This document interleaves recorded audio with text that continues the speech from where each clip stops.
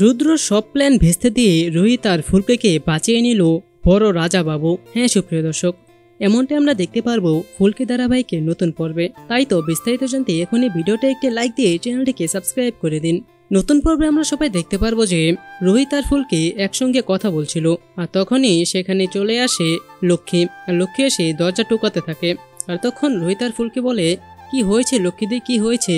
আর তখন লক্ষ্মী বলে, আমার বরকে না কতগুলো গুন্ডা তাড়া করছে। আর এটা শুনে তো ফুলকে আর রোহিত তখনই বাড়ি থেকে বেরিয়ে পড়ে। আর তারপর সে গুন্ডাগুলোকে দেখেই তাদের পেছনে তাড়া করতে থাকে। আর এদিকে আমরা দেখি লক্ষ্মী তাদের সামনে কান্নার নাটক করতে থাকে আর বলতে থাকে, সাহেব আমার বরটাকে না মনে হয় মেরেই ফেললো ওরা। আর তখন ফুলকে একটা আলো দেখতে পায় জঙ্গলের মধ্যে।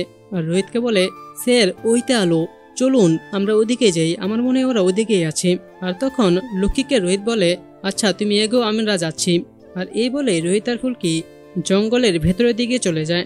আর তখনই আমরা দেখি লক্ষ্মী সেখানে থাকা একটা ওয়ার্নিং বোর্ড, যেখানে লেখা ছিল এই জঙ্গলটা বিপজ্জনক, সেটাকে উঠিয়ে দেয় যাতে ফুলকিরা এটাকে দেখতে না পায়।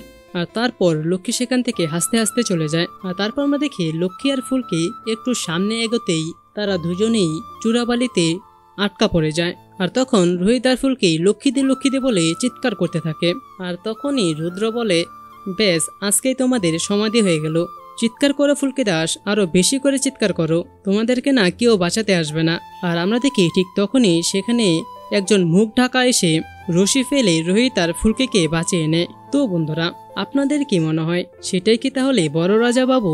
এ নিয়ে আপনার মতামতটি নিচে কমেন্টে জানিয়ে দিন। আর পরবর্তী পর্বের আপডেট সবার আগে পেতে চাইলে এখনই আমাদের এই চ্যানেলটিকে সাবস্ক্রাইব করে দিন।